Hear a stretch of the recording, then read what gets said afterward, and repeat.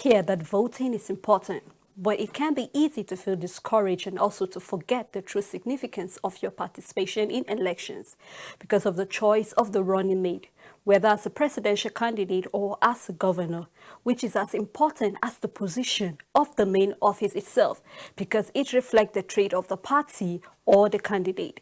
Good evening, viewers, and welcome to National Talk on ECWA Television International. I'm Sela Elisha Dasham, and Lois Drake is here with me, and she will be giving us some of the stories happening in the nation. Good evening, Lois. Good evening, Sela. On tonight's news, ASU determined refuse miserly federal government's new salary offer. Buhari to security agents, fight criminals, ensure total elimination. In 2023, federal government has spent 6.721 trillion naira on fuel subsidy and 2023 elections, candidates and choice of running mates. The Academic Staff Union of Universities, ASU, has rejected what it described as a miserly offer of salary increase by the federal government. On Thursday, in a statement given by the union and signed by its president, Professor Emmanuel Osodeke, the union accused the government of rejecting a salary package arrived at through a collective bargaining during negotiation. Consequently, ASU said it firmly rejected and still rejects the award of salary by the federal government. ASU said that at the resumed meeting with the federal government's 2009 Agreement Renegotiation Committee on Tuesday, the government team presented a recommended Consolidated University Academic Salary Structure CONUASS prepared by the National Salaries, Incomes and Wages Commission NSIWC to it, which it rejected. In a statement, the federal government, headed by the Deputy Director, Press and Public Relations in the Ministry of Labour and Employment, Olajide Oshundun, stated that the proposal made by the Professor Limi Briggs-led committee in connection to the demands of members of ASU and other unions in universities will gulp 1.12 trillion naira to implement, which it finds difficult to afford. Although the union did not specify the new salary offer, ASU said the reason given by the government for abandoning the earlier proposal by the Professor Briggs committee is not reasonable. As a way forward, ASU said, where there is will, there will be way. The federal government, through the Ministry of Education, should return to the new draft agreement of the 2009 Federal Government/ASU Renegotiation Committee, whose work spanned a total of 5.5 years as a demonstration of good faith. The union, while rejecting the offer by government, said the reason of lack of funds cannot be justified, alleging that the government is engaging in wasteful spending and misappropriation of funds to the disadvantage of honest needs of the people. ASU accused the federal government of imposing the ongoing strike on the lecturers and had encouraged it to delay because of its provocative indifference. On Thursday in Maiduguri, Borno State, President Muhammadu Buhari for the opting time directed security agencies to take the fight against insurgencies to the hideouts of the criminal elements and make sure they are completely eliminated. Buhari also directed the Federal Ministry of Humanitarian Affairs, Disaster Management and Social Development and its agencies to come up with precise programs to tackle urgent threats posed by explosive remnants in the northeastern region. The president, who issued the directive on the occasion of World Humanitarian Day 2022, declared government's commitment to reducing the effects of disasters, climate change, insurgency, and challenges of internally displaced persons, IDPs. He restated his directive to security agencies to take the fight to the hideouts of the criminal elements and ensure they are completely eliminated. He said the men and officers of Operation Lafia Dole, security agencies and the Multinational Joint Task Force are very much appreciated for their commitment to fight against insurgency. I commend their professionalism and tactical penetration to the hideouts of the criminal elements, leading to appreciable improvement of the security situation in this northeast region, without which the resettlement of the IDPs will not be possible. I therefore implore you not to relent in your efforts, continue to take the fight to their hideouts and ensure they are completely eliminated. In directing the Ministry of Humanitarian Affairs and its agencies to pay particular attention to emerging issues amid the return and rehabilitation of Nigerians displaced in the 13-year conflict and insurgency in the region, the president said, "From my experience in the unfortunate civil war, I know the threat that unexploded ordnances can pose to returnees even after the conflict has ended, as we saw in the latest IED incident in Burma just last week. I urge the ministry and its agencies, as well as state governments and the special committee I have set up under the chairmanship of the Vice President, to come up with specific programs and projects that respond to these emerging challenges of explosive ordnances, as well as that of children orphaned by insurgency.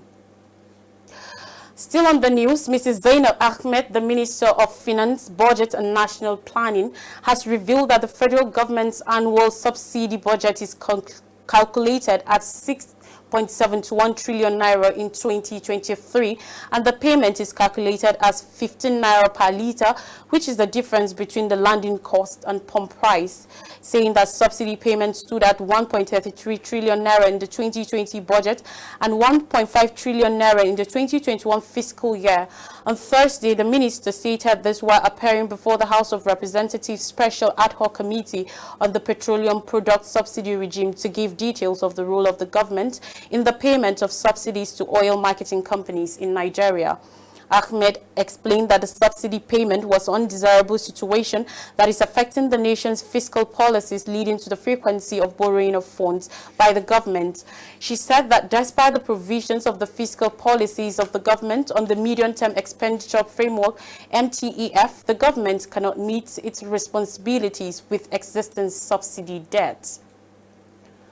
On Tinubu and Shettima, the three main political parties in the country have now revealed the identities of their three running mates. The declaration of Senator Kashim Shettima as the APC vice presidential candidate has been swallowed by the controversies over the religious angle of the ticket, with numerous political stakeholders and religious leaders furious over the choice.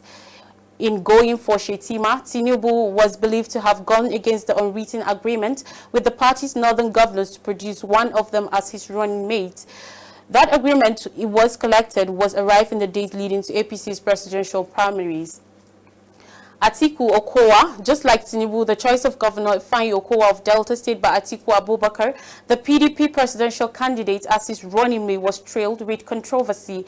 The fact that several committees were conceived by Atiku and the PDP leadership to come up with a running mate led to the controversy of two recommendations: Wisdom Wike, who was recommended by a panel of some party leaders, and Ifeanyi Okowa, who was recommended by another panel constituted by Atiku. Atiku talked to Okowa. Several in the party were not initially happy about the choice, but to the shock of many, Ohaneze Ndugbo has welcomed Okowa, commending him as their son. Okowa, who also acknowledged that he is Igbo. Peter Obi and Dati Baba Ahmed, with the challenge from Obi, those sympathetic to the Atiku Okowa joint ticket have now gone to showcase the Delta State governor's achievements in office in the areas of peace and human capital development. The emergence of Baba Ahmed has amazed many. Undoubtedly, the speeches he has made, the deep insights he has shared, and the policy failures of the APC-led government could deepen interest in the Labour Party, especially in the north. However, there are developing issues with Baba Ahmed, including the fact that he was once very close to Buhari. Ahead of the 2023 general elections, governorship candidates have been picked running mates for the race. Here are a few of them. Governorship candidate of the People's Democratic Party, PDP, in Lagos State, Mr. Olajide Adediran, has explained that his choice of a Nollywood actress, Funke Akindele, as his running mate for the 2023 gubernatorial election in the state, saying he believed in her capacity. The governorship candidate of the All Progressives Congress, APC, in Plateau State, Dr. Nentawe Yilwada, has picked the Commissioner of Works, Honorable Pam Botmang, as his running mate. Unveiling his running mate at the APC Secretariat in Jos after consultations with critical stakeholders in the state, Nentawe said, "I am happy to announce that I have picked Botmang as my running mate in the 2023 governorship election in Plateau State." On Sunday, the Labour Party in Rivers State unveiled Kanini Barikpoa as the running mate to its governorship candidate, Beatrice Itobo. Barikpoa is from the Kana local government area of Rivers State, which has one of the largest voting blocks in the state. The vice chairman, South-South of the Labour Party, Felix Ruben, who unveiled the running mate, said the choice of Barikpoa was to balance the political equation in the state. And that's all for tonight's news. It's back to Sele for tonight's discussion with her guests. Sele. Thank you so much, Lois, for that beautiful preamble, and do have a blessed weekend too. ahead. Yes, still ahead, we shall be looking at this very great and very daring topic close to my heart, candidates and the choice of their running mate. But before we go further, we'd like to take a time out where I will be inviting the guests that shall be joining me, and together we shall be deliberating and also discussing further. Do not go anywhere. We'll be right back after this time out.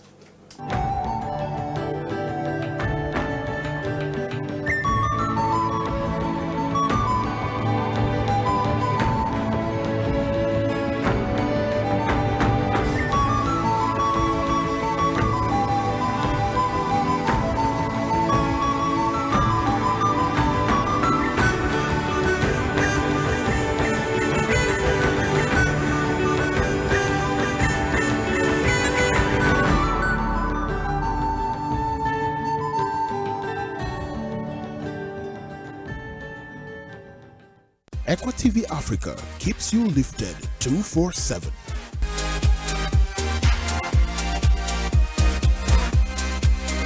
Fixes your day and makes it fulfilled with messages of hope and salvation. Sin and the devil, they always walk hand in hand together. Christ too and the ministry of the Lord also will be promoted. This aspect of David's experience we read in our passage of consideration brings this situation very near to ours. He is majestic in holiness. Praise the Lord. Groundbreaking shows for every life situation. Parents don't tell lies because that's always a problem. But in the north, we have abandoned education. If you ask me to do anything for Nigeria, please equip me. It feels great being on never-ending platform. Heaven gifted songs to lift your spirit up, pull you out of worry, fear, sadness, and even depression. Keep watching ECWA TV Africa. Follow us on all our social media platforms and subscribe to our YouTube channel. Hit the notification button to keep up with our activities.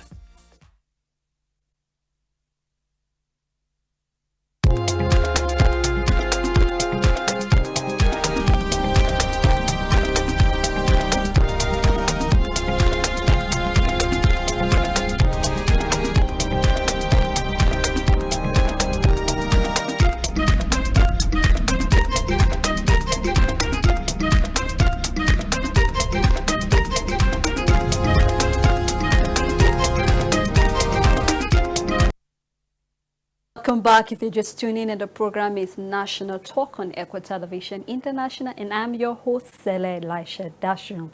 And today on the show, we shall be looking at a very important topic, which is candidates and the choice of their running mate. We'd like to look at the why and the hows of the running mate. And I'll not be doing this alone. I have with me Barrister Polycarp Detel. You're welcome to the show. Thank you very much. I'm happy to have you. And my pleasure. All right, good evening, sir. Viewers. Thank you so much, sir. And to our viewers, remember we're live on Facebook and also on YouTube, so you can drop your comment, and later on we shall open the phone line where you can call us and be part of the conversation live on the show. You're welcome to the show once more again, Thank you sir. very much. Yeah, so today we shall be looking at candidates and the choice of their running mate. We cannot overemphasize the importance of this topic, which is looking at the candidate, not just the presidential candidate, but also looking at even the governorship, the gubernatorial candidates, and even their deputies, because it's important that we look at them and also look at those that complement them as running mates. Now, to kick the ball starting or to actually make the topic going on, let's first and foremost look at why the choice of a running mate. The 1999 Constitution makes it mandatory. Of course, you know there's separation of powers. We have the executive, the legislature, and the judiciary. For the executive arm of government, the Constitution makes it mandatory for every executive position to have a deputy or a vice in the case of president. So Section 142, Sub 1 makes it mandatory for anyone who has been nominated by his political party who's contesting for president to be validly nominated. You must pick an associate who will run with you as your running mate. That's the vice presidential candidate. And the same applies for the gubernatorial election. You must have a deputy to run with. It also applies for chairmanship elections. Okay. Of course, that is governed by the Electoral Act for area councils in Abuja, and then the various independent electoral laws across the state. So it is mandatory. You must have someone to run with as your vice or deputy, depending on the election. Okay. Yes. No, so now that we've actually clarified, we've set the pace, the reason why they need to be a running mate. Now, I would like to know how would this running mate actually influence the contest come to the election, because for you to have a running mate, which you stated clearly, it is already constitutional. That means you cannot run without having a running mate. Of course, you need someone to tag along while moving on. Now, how would this running mate actually influence the candidates when it comes to the contest, whether as a presidential position or as a governor of a state? It's largely a political consideration. Let no politician deceive you to think that the factors or the parameters or the indices they generally normally look at are those that have purely political coloration. You are looking at somebody who is going to add value to your ticket, and the focus is largely on the number of votes that person can influence for the ticket. I know that because it's mandatory to have a running mate, and the lawmakers, the framers of the Constitution, have their reasons why the executive position needs to have a vice or a deputy in the event of ill health, in the event of impeachment, and such other constitutional issues that may arise. The deputy or the vice can step into that office from day one. But politicians consider largely issues that have to do with winning elections. It's about winning elections purely. Let nobody hoodwink the public to think that it's my opinion, but it's my opinion anyway. But I wouldn't want to think that the consideration goes beyond winning elections. It's largely about winning elections. It's about appeasing groups. Usually primary elections are usually serious battles. You have it's an intra-party fight. So aspirants talk down on each other, mudslinging, raise up scandals, and all that. So after the primary, one person will emerge as the flag bearer of the party, and because that person wants to the considerations could be varied, from maybe trying to placate some groups that are not happy within the party that they didn't get the ticket, or you want to appeal, or you want to give some form of coloration on the ticket so it can appeal to the larger public. There's so many considerations. It could be ideological. You want to balance ideological differences. You want to balance. It could be demographic, geographically, like in Nigeria, where we have north and south. It might even be ethnic. It might be religious. Unfortunately, but some of the considerations. It might be professional. You might want to balance someone who has worked in the private sector with someone who has experience in public service and all that. So these are some of the considerations. But I don't want to mislead the public to think that the consideration is really about governance. It's largely about winning elections. From the benefit of hindsight, it's about picking someone that will give you votes. It might have its moral issues, but that's generally the trend. Okay. So if I'm to go with your school of thought, yes, where you said you personally feel is for mostly looking at whether I'm going to win this election or not. And I just want to take a look at this few, permit me to use the first three political, especially name start from the presidential before I look at the gubernatorial. If we look at the likes of Atiku and his running mate, Okowa, just like your own school of thought, people are of the opinion that he chose Okowa largely because he's going to get the votes from the south, excuse me. And then if we're going to look at Atiku, Tinubu from the APC, people also go with the school of thought feeling that he chose his running mate based on the criteria that he's going to have the vote largely coming from the north.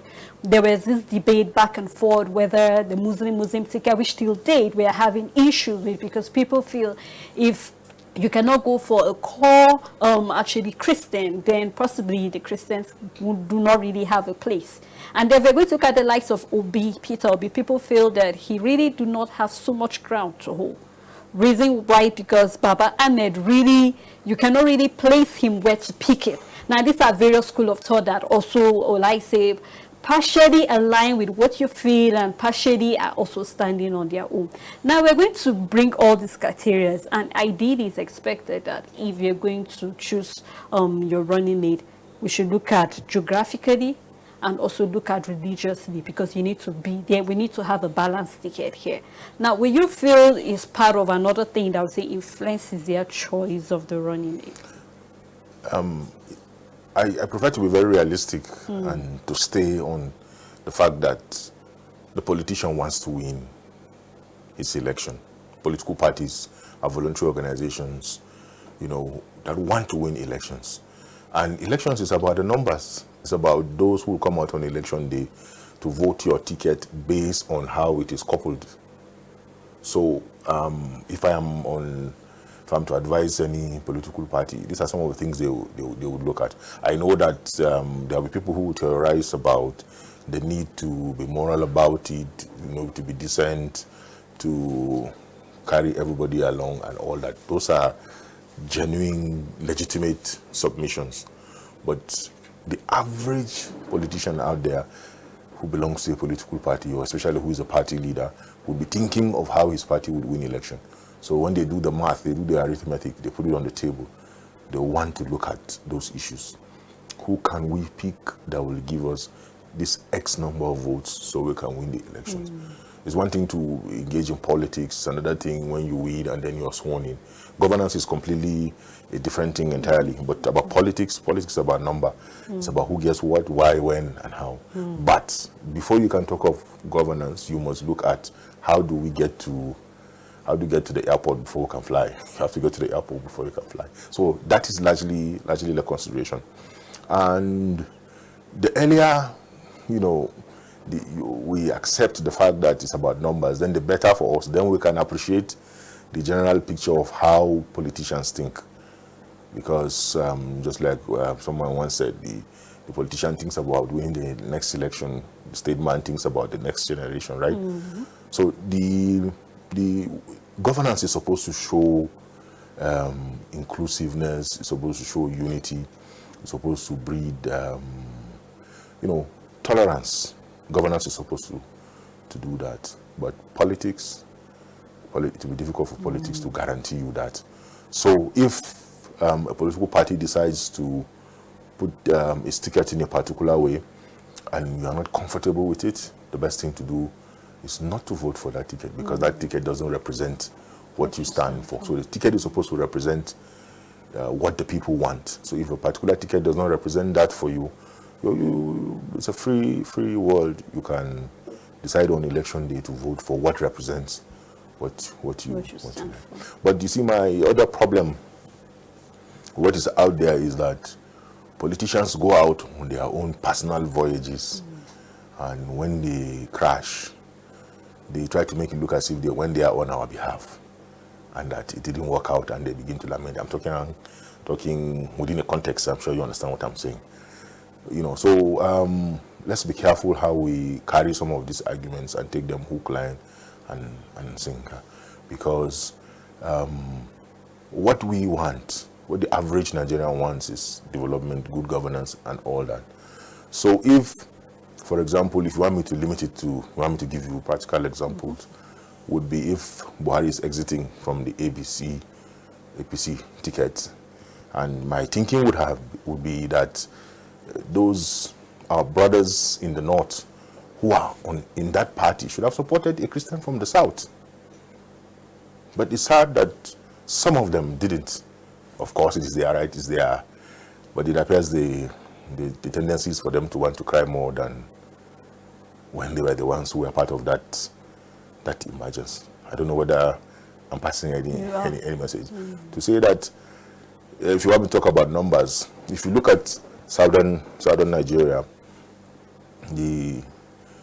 talking about religion now, the Muslims appear to be the minority in southern Nigeria, while the Christians appear to be, so I'm using my words carefully, appear to be minority in the north. So the expectation would be that if a Muslim is president from the north, he picks his vice from the south and he picks a Christian. And you would expect that if you're picking a ticket from the south, then the tendency would be to want to pick a Christian so you can pick a Muslim from the north. So those of us who are Christians in the north would generally feel marginalized. And of course, the Muslim in the south will feel marginalized. Because up until the Osun State election, the present governor who's exiting in November is the only Muslim governor in the south, while you have only 3 Christian governors in the north.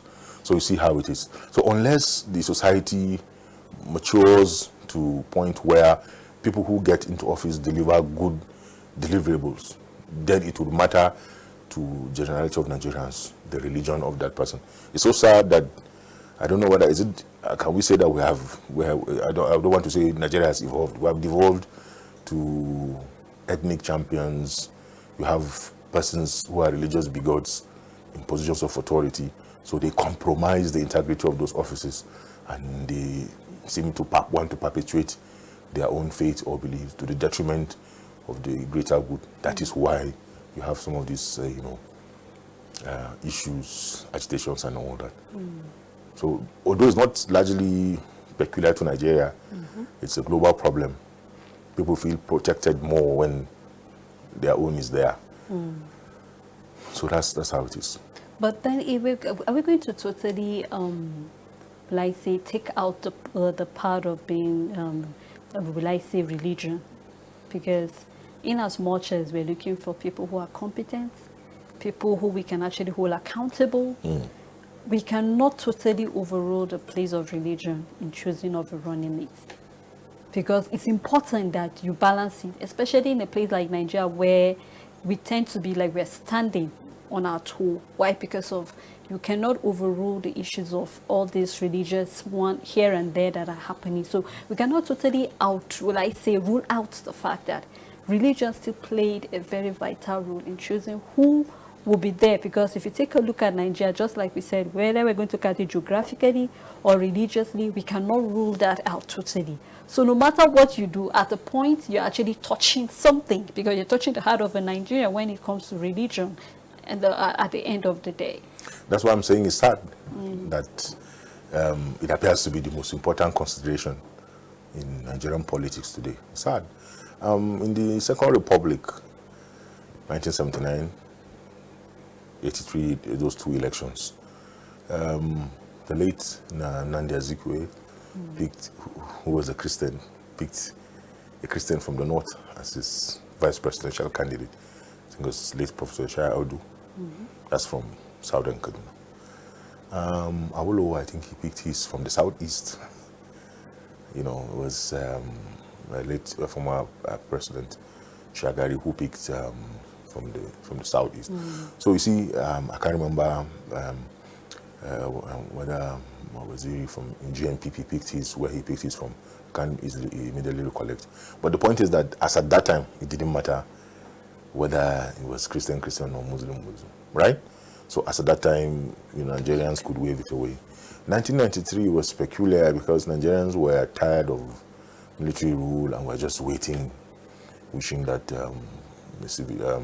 democracy should come back to Nigeria. So it was like, whatever it is, head or tail, whatever, just let the military go.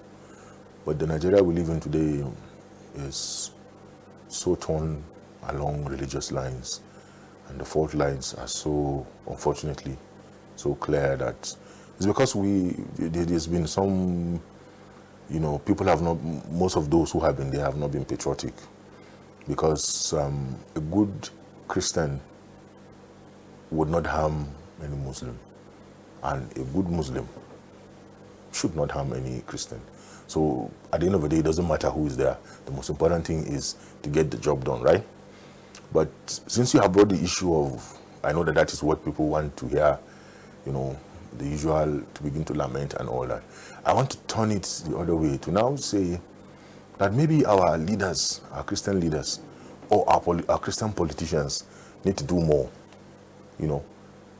What do you think? I think they need to do more, because for someone to think that you could have a ticket, a presidential ticket, without, when the option, you know, you have a Muslim from the south, and the option would be, pick somebody, pick a Christian from the north, and for the political party to sit down, to explore all the options, and to arrive at the ticket they have arrived at.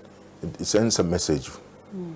And so it's up to us now to look at it, for those of them who are in that political party, to look at it and say, okay, how can we make the most of it? Do we flow with this, or we come up with our own ingenious ideas?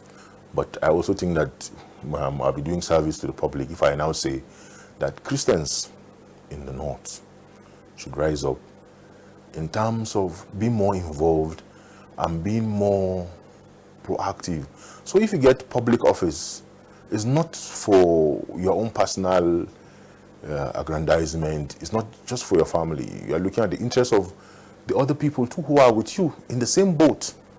Meaning that, assuming you're governor in Benue, you're governor in Taraba or in Plateau, because these are the places where you generally have Christians emerge, and maybe Nasarawa might have another one soon, would be to not just see yourself as a local champion in your state.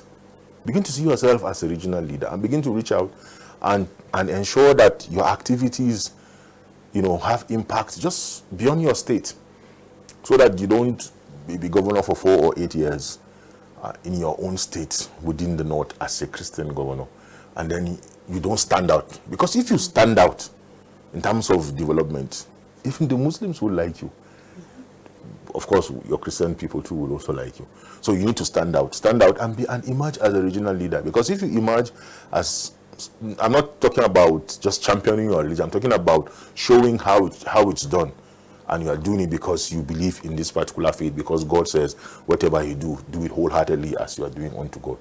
So maybe if we have had governors, you know, or some other leaders, whether as senators or House of Reps members, who have evolved to becoming just not leaders to their tribes or local governments or their states, then maybe the story would have been different. I don't know whether you understand what I'm saying. I'm trying to turn it the way around to now say, because if you are powerful, if people know you are powerful, they would have no choice but to work with you. But if they can damn you and go ahead to do what they want to do, then it tells a different story entirely. You understand my point? True. So that I don't want to call names. I'm being careful not to call names. You are governor. You finish your tenure 8 years as governor in a state. Imagine if men like J.D. Gomo were still alive. These are the kind of people that you consider as regional leaders, whose influence would, of course, transcend beyond just a state or a local government. And so many other examples. You know, people that you can vouch for, in the sense that their impact is not just within their small cocoon or enclave, but people who have influence beyond your state, beyond even denominations. You understand my point? So leaders must emerge in that form, and I think the church too needs to do more in terms of equipping people to know how to maneuver the terrain, because I can assure you that the terrain out there is entirely different from from being usher in church or being a choir member. You are engaging Babylon, you understand? And the tendency is for us as Christians to get equipped to be good Christians in church. Equipped to be a wonderful elder, to know how to share communion, or to be a good boys brigade like some of us, and all that. And then once you leave the confines of the church, you engage in what is called the ethnos. You're like going into the world to preach the gospel, get involved in other activities. Then you are at sea. You go into politics, or you go into legal practice, or you join the military or whatever, you're at sea, connecting, building synergy with your fellow brothers, to now say this is what we want to achieve in terms of developing ourselves in our careers, then it becomes difficult. So the reason why is my thinking, and it appears to me so, the reason why you have that general disconnect amongst Christian leaders within the polity, especially in the north, is because we've not been able to build bridges, we've not been able to synergize, we've not been able to show that we're a force to reckon with. Everybody operates in isolation. So you have pockets of groups and then synergy to be able to bring the people together, to be able to, so that people respect you as a political bloc, to now say, okay, if you do it without them, we're in trouble. In terms, I'm talking about the politics. That's my take on it. Well, but still looking at it, do you think in your own, just like we've been looking at your ideologies earlier, but do you think that these candidates, let's look at the governors right now, let me use Plateau State now as a yardstick for other, possibly as an example to other governors. Now, do you feel that these gubernatorial candidates are aware of the political and also the economic impact of the running mate, that they choose to struggle for this power with them? Because it's one thing for you to have this idea, this very great manifesto, this is what I want to do. But then it's another thing for your running mate that you are picking to run alongside you, because it's not just about you right now. It's about you and your running mate coming together to say that how can we put our energies together to make sure that politically and economically we're able to lift this state to the level we want it to be, because it's not about pushing blames, because that has been the normal norm of politicians right now, that when you come into power, you push blame to either this party or that other party or this candidate, the other candidate. Do you think they're actually aware of all this? Well, I can only speculate, but I know one or two of the candidates personally, and they are good people that I know have the experience, have what it takes, to run Plateau. I'm careful not to, except if you allow me to mention names, I can, but I think at the end of the day, head or tail, Plateau will be better for it if what we are seeing, is anything to go by. Because I don't think it's rocket science to run a state. I'm not trying to make it look as if it's a simple job, but once the leader is humble enough to listen to, because they are experts in almost all the fields, once the leader is humble enough to listen and he's sincere and patriotic enough to allow the system evolve, develop, and reach out, and he has the love for the people, then I can assure you that it will be, the state will be home and dry in terms of delivering the dividends. For me, a classic example is J.D. Gomok. I keep going back to that example because when you begin to list when you begin to look at how he operated when he was running the then Benue Plateau, he was living in the future in terms of the projects that he conceptualized, the things that he pushed, and the projects that he insisted, should be done. And then he was seen as, a madman. People opposed what he was doing. But up till date... Sir, I think my attention has been drawn to get a little break where we'll come back and actually discuss further. Do not go anywhere. We'll be right back after this break. Yeah, ECWA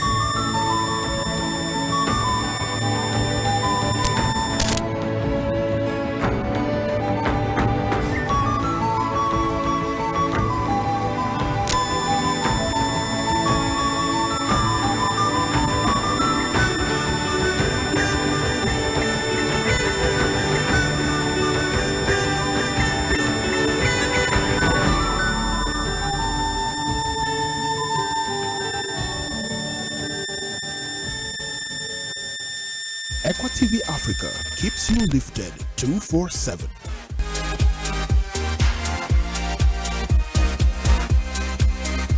fixes your day and makes it fulfilled with messages of hope and salvation. Sin and the devil, they always work hand in hand together. Christ too and the ministry of the Lord also will be promoted. This aspect of David's experience we read in our passage of consideration brings this situation very near to ours. He is majestic in holiness. Praise the Lord. Groundbreaking shows for every life situation. Parents don't tell lies because that's always a problem. But in the north, we have abandoned education. If you ask me to do anything for Nigeria, please equip me. It feels great being on never-ending platform. Heaven gifted songs to lift your spirit up, pull you out of worry, fear, sadness, and even depression. Keep watching ECWA TV Africa. Follow us on all our social media platforms and subscribe to our YouTube channel. Hit the notification button to keep up with our activities.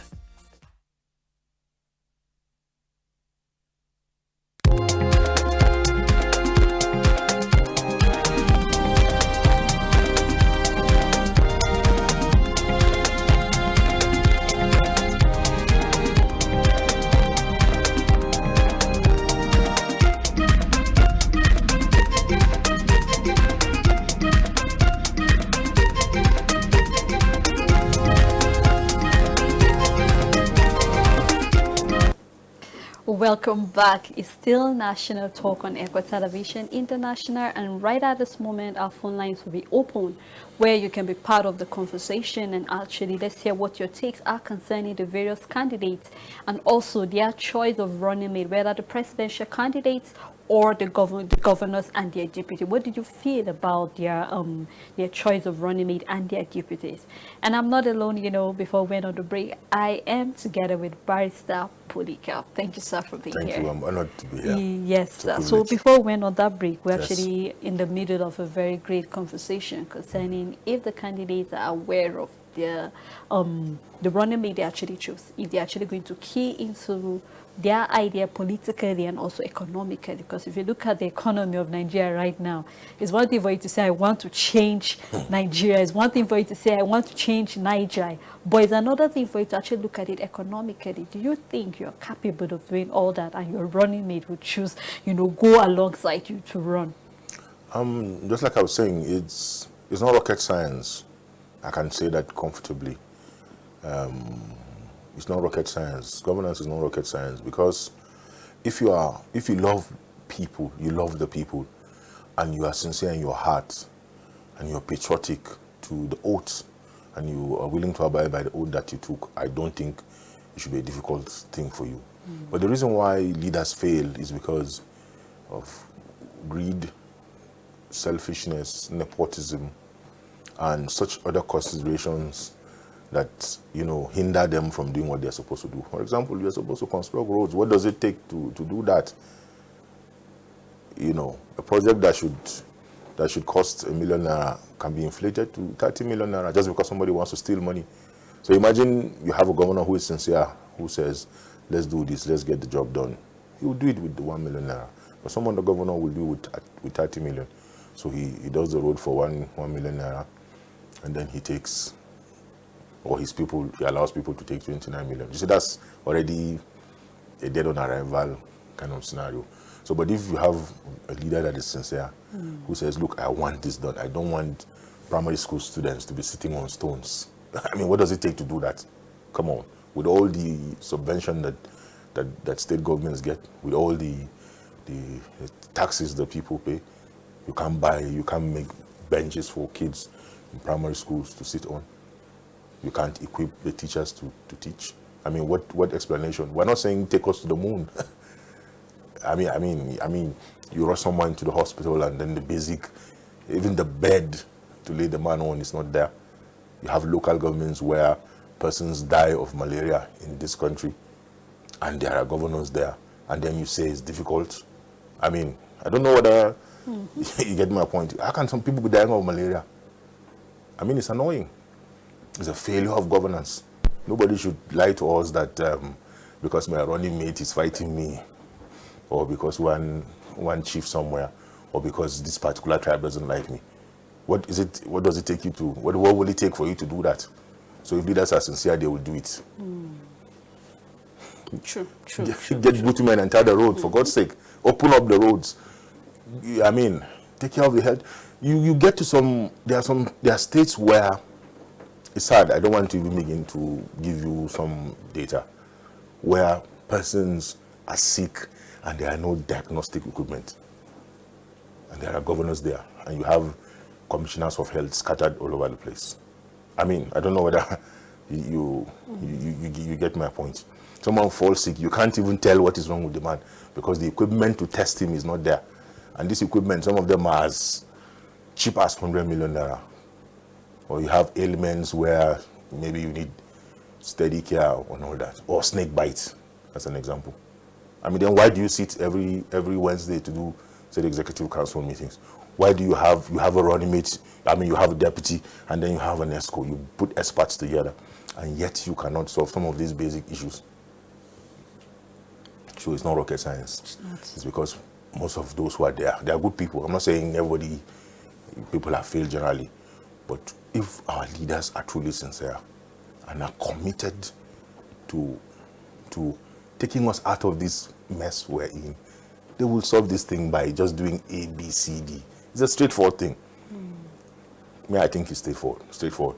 If anybody says it's not straightforward, then he has no business going into public office.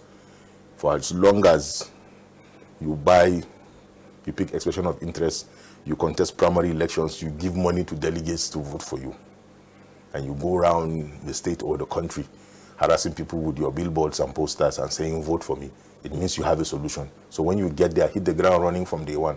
Don't get there and start making excuses while you are getting good medical care and maybe fatter, and then you can't solve basic problems. It's crazy. Sometimes because we are in Nigeria and we see this failure of government and governance, and we're used to it, and then we think it's normal. Well, it's not normal. It's very abnormal for kids to go to school and the teacher is not there, or to get there and there are no books. There are local governments scattered where people don't have access to books. Kids don't have access to books. There are no libraries. It looks normal, but it's very abnormal. It's wrong to have kids sitting on floors, or to lack basic teaching aid, or to leave their teachers dying from non-payment of salaries or from continuing training. It's wrong.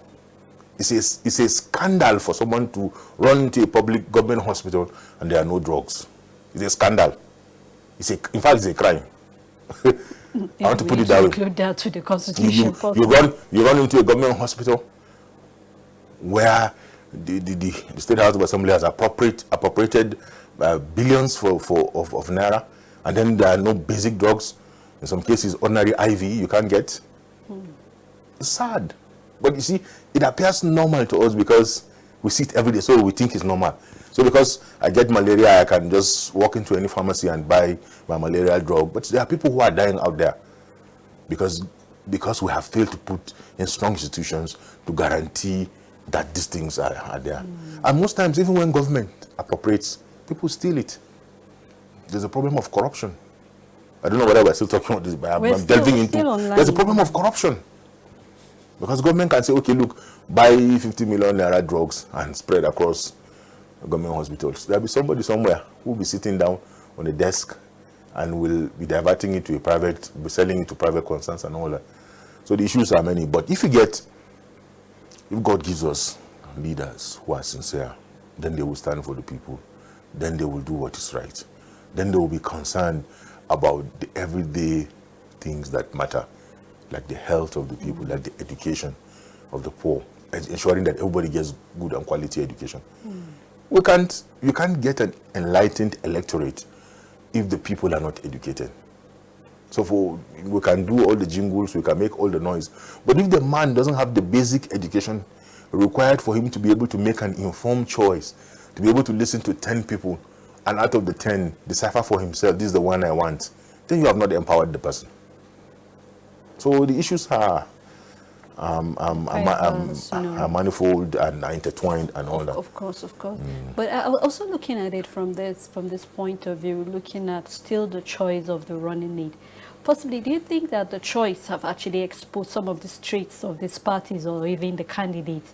Because definitely when you choose a running mate with you, it's kind of like using a mirror to actually reflect who you are or what you stand for, either as a party or as a candidate.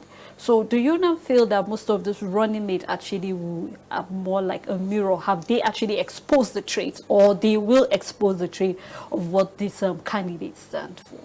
Okay, we'll appreciate it better if the philosophy of why one picks a running mate. Sometimes you pick somebody who is directly opposite of what you represent to balance it. You're trying to create a balance. So sometimes someone who is elderly will want to pick a younger person.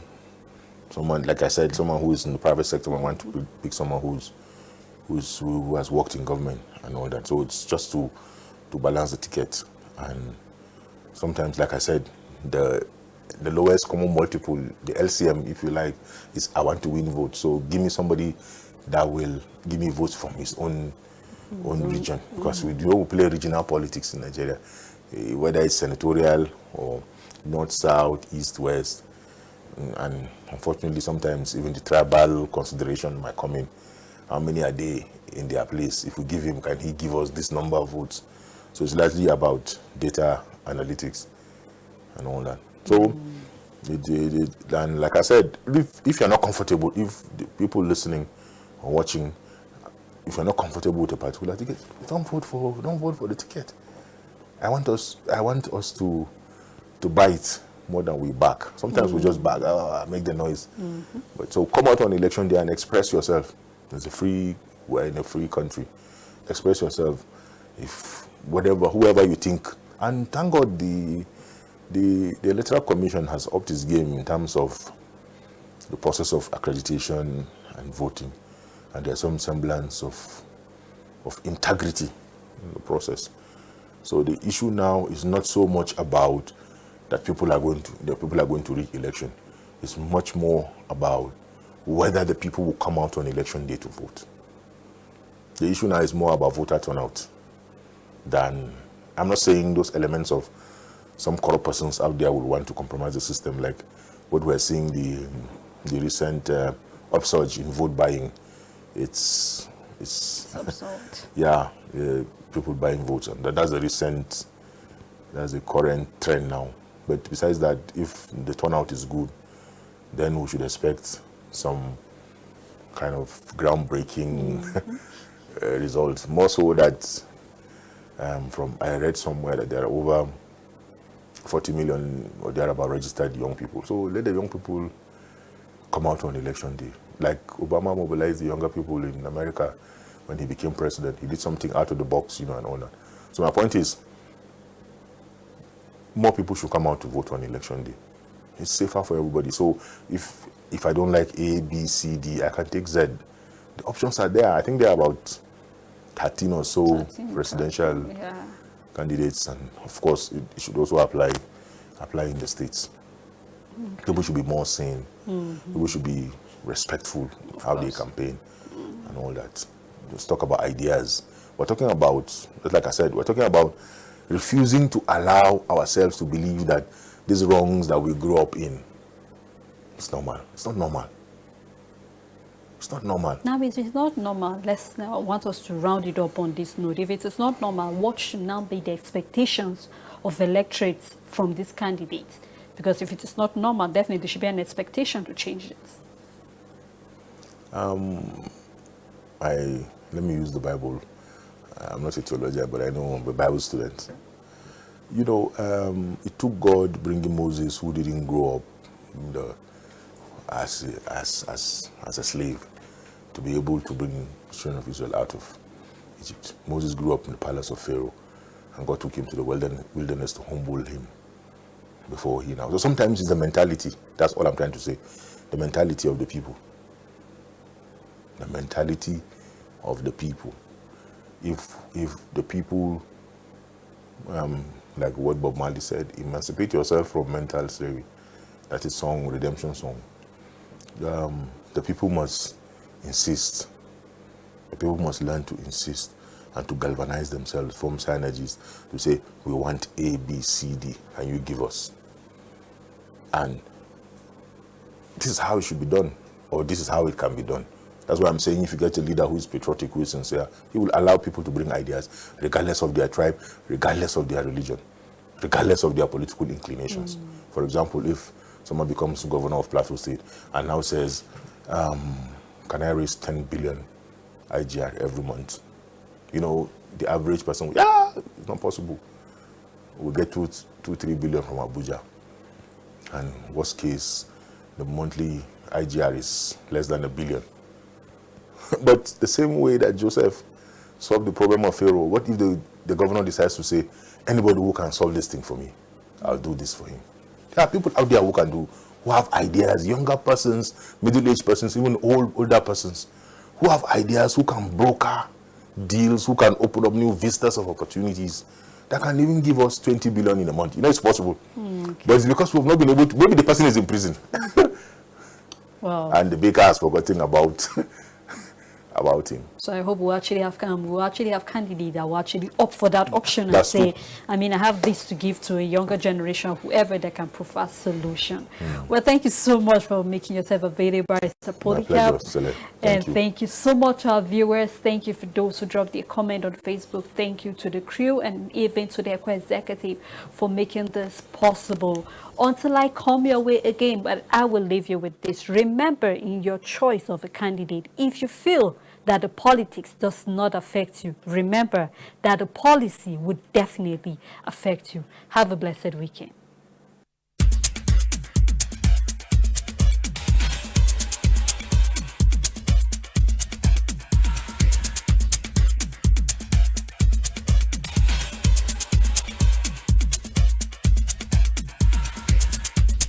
TV Africa keeps you lifted 247.